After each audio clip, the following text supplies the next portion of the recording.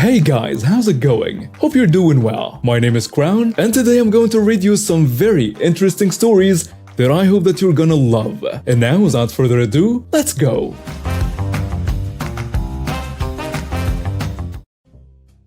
So this is not my story but my dad's. So dad will be, well, my dad.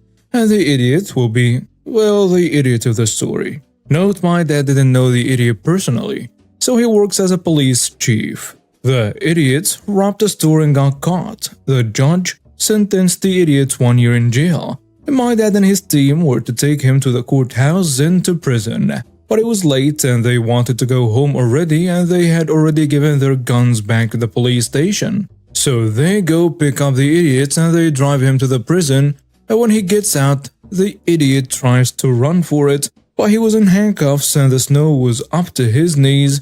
So the idiot barely got 10 meters before he got caught, and my dad then brought him in, but my dad knows for running, he would need to write up a report about the fact that the idiot tried to do that. But it's late and my dad wanted to go home, so he decided to let the idiot off the hook for it. In those times you could do that. And here is the best part. This idiot started to write to my dad's boss about how when I tried to run away, they started to shoot at me and blah blah blah. And of course my dad's boss was confused because my dad never gave a report about an attempt to escape. So another trial started, and it was about the attempt to escape with the same judge. And the idiot started to whine to the judge about how they started to shoot at him and he almost died. But remember how I said my dad already gave his gun up to the police station before he went to pick up this idiot? Well, every time you give your gun back, you need to sign signatures and at what time you gave your gun. And the only thing they had to show is one piece of paper which had proved they didn't even have guns on them at that moment, and the judge then gave the idiot 3 more years in jail. First, some backstory. My close family has been plagued by an annoying/entitled Karen, who was actually my father's grandmother. I never really liked my father's side of our extended family, except for his mother, who was an angel, and his grandfather, but that's not relevant to the story. However, this poor excuse for a woman, who we will call Karen, has crossed many lines over the last few years. Now, I wasn't the only one who didn't like her. Most of our family kind of hated her, mainly for the things she has done in the past 1 or 2 years. I'll get to that a bit later. Looking back at her behavior, I'd say she must have gone completely crazy at some point, although I guess I can't really blame her, because she apparently lost an apartment and a lot of money after she broke up with a man she fell in love with, who somehow convinced her to give him a lot of her stuff and real estate. Now, the story I'm about to tell you happened in our big 2-story family house, in which I lived together with my 2 brothers, my mom, my dad, my grandfather, and my great-grandmother, Karen's sister, and also in our fairly large garden with a gazebo. This will be important later. Karen used to live in our country's capital city, and our house is located in a quaint town in the north of the country, about 120 kilometers from the capital city. Ever since she broke up with her boyfriend and lost basically everything, although it's kind of her fault, she has been acting strange, and as I said, I think she must have gone crazy. As far as I know, she became homeless soon after, and started traveling between the capital city, our town, and other nearby towns, begging, I suppose. I actually saw her begging in the city where I attended high school. So yes, I know for sure she's been begging even before our little story happened. Now, even before the main incident, there have been many minor incidents involving Karen. She used to stay at our house from time to time, even before she became homeless. And one day, my grandfather noticed there was a jacket missing. I don't know if it was expensive or not, but either way, the jacket disappeared just as Karen was leaving our house one day. I'm quite sure she eventually admitted she stole. So there is that. Other incidents involved asking her sister, who's in her 80s now, for money or stealing some other stuff from our house. Anyway, on to the story. As I said, there is a gazebo in our garden, and one rainy afternoon, Karen decided to break into our garden and take a nap in it. To be fair, a bit of the fence was missing because we were making some adjustments to the garden, so it wasn't hard to get in. But that still doesn't mean you can just walk into our garden and spend the night there, right? Anyway, my brother and I were in our room which overlooks the garden. Suddenly, my brother gestures to me to come and have a look. There she was, Karen, in all her glory, getting comfy in our garden. I hardly ever take the initiative as I'm quite introverted, but this time someone was invading my home turf. I guess my primal instinct somehow kicked in. Anyway, I put on my jacket and went outside. When I got to the gazebo, my grandfather was already there, shouting at Karen. There is not much dialogue and it might not be very accurate, but the main idea and the outcome are still the same. Granddad tells her, "If you don't get the hell out of here, I will call the police."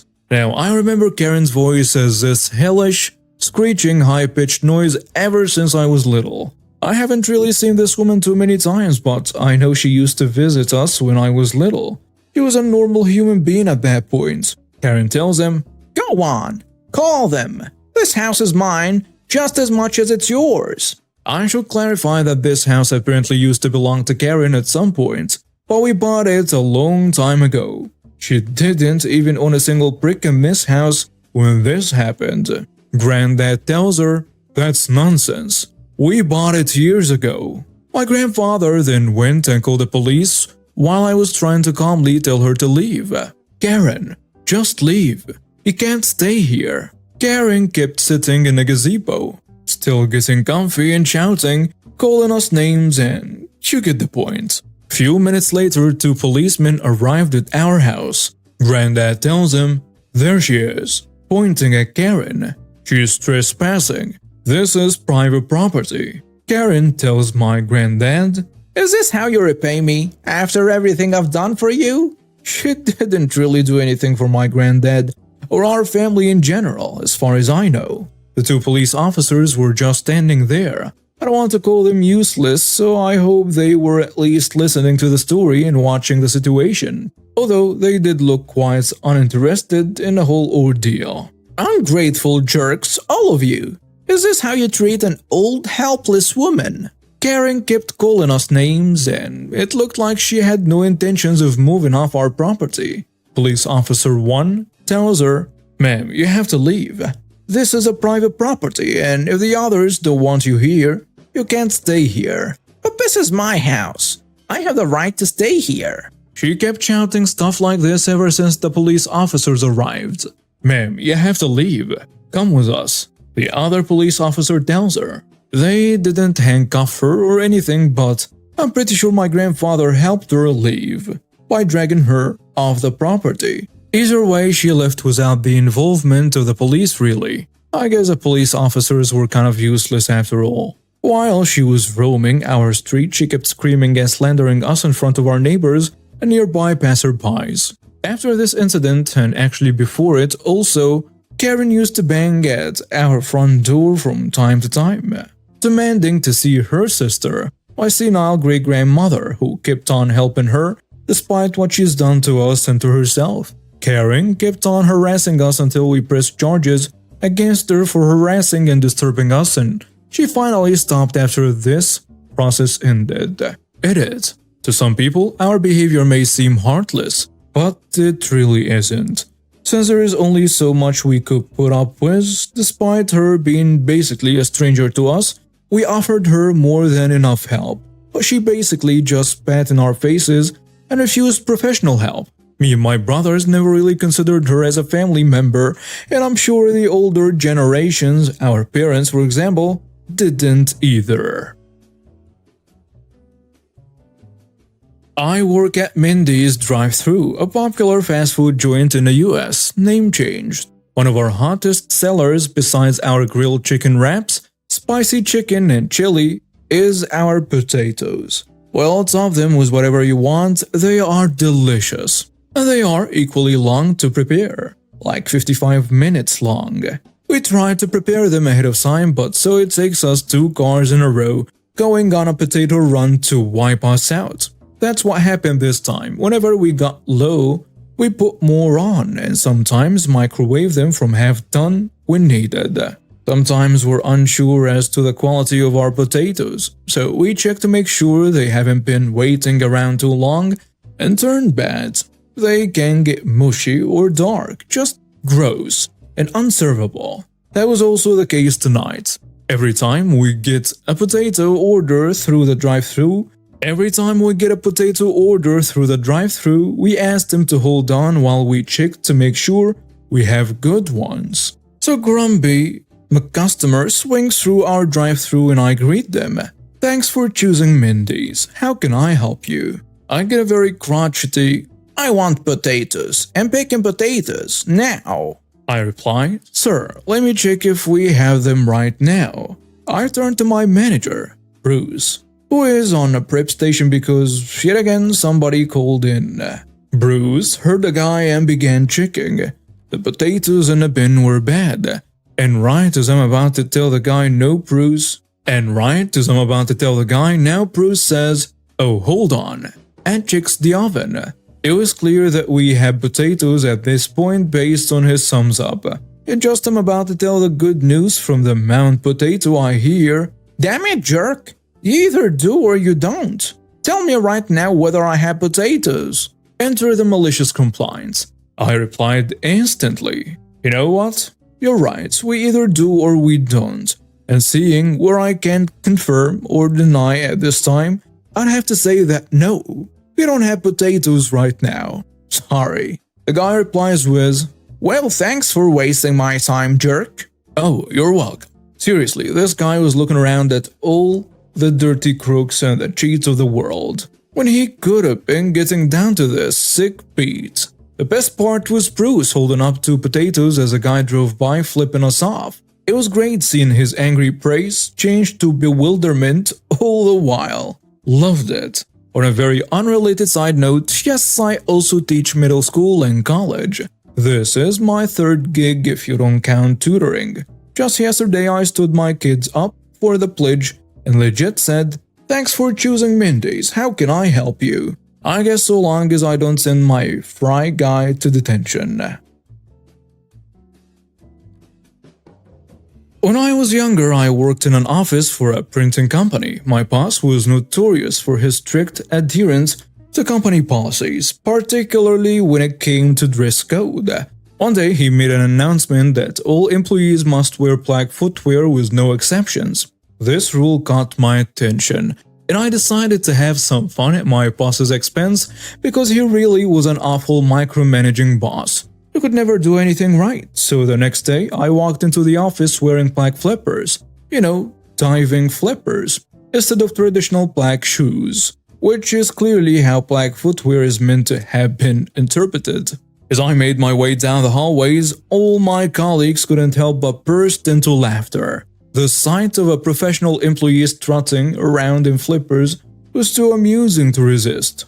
Word quickly spread and soon everyone was giggling and peeking out of their cubicles to catch a glimpse of my act of defiance, or shall we say, malicious compliance. When the boss got sight of my unconventional footwear, his face turned bright red with anger. He stormed over, veins pulsating on his forehead and everything, ready to shout. However, before he got a chance to say anything, I pointed out that I was indeed following his policy of wearing black footwear. I think he was close to completely losing it because, well, he stormed off into his office, grunting like a warthog. Technically, I had complied with his instructions, and there was no explicit mention of traditional footwear in the policy. He couldn't take any disciplinary action without seeming unfair. My colleagues found this situation even more hilarious at this point. I got many compliments for outsmarting our strict boss.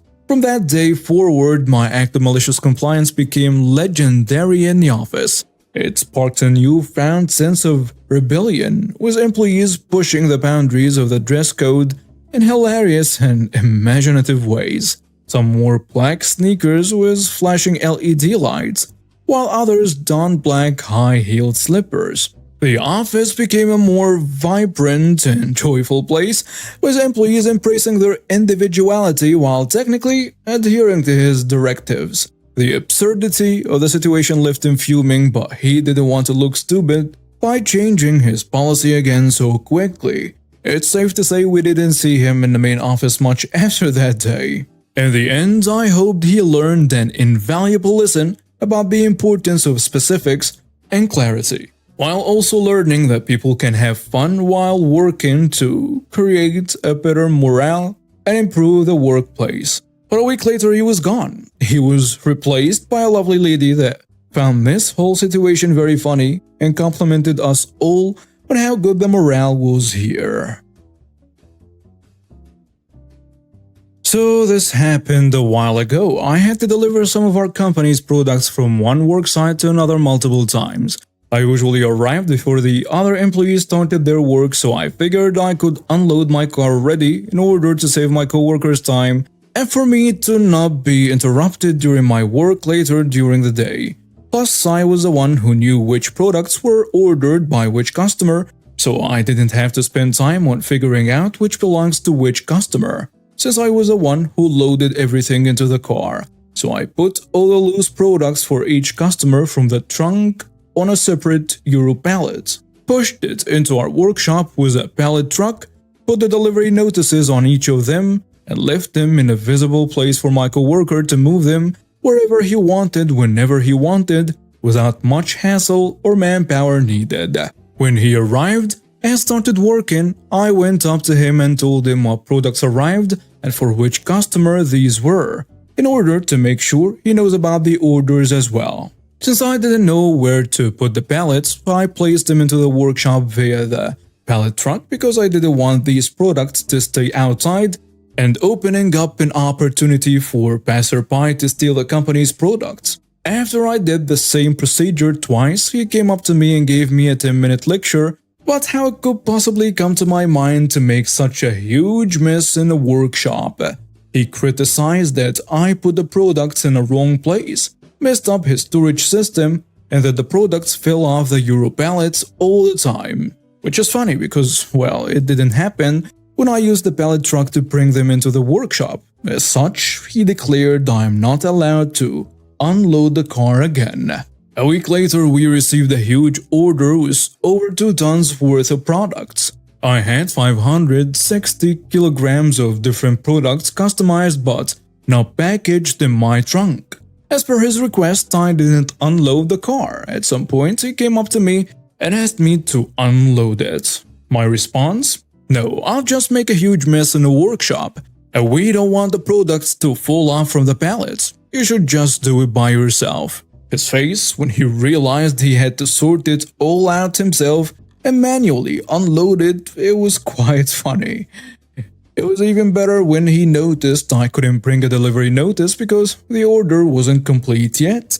Thus, he had to check every single product to write down what products arrived in which quantity already. All by himself. Of course, I knew the quantities, but he didn't ask me. That 5-minute task easily took him half an hour to do.